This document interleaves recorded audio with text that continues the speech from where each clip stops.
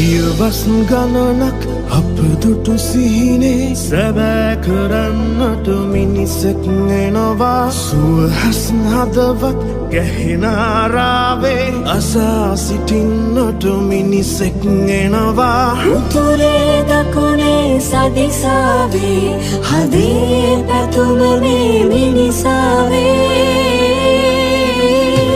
අද මුළු රට එක මිට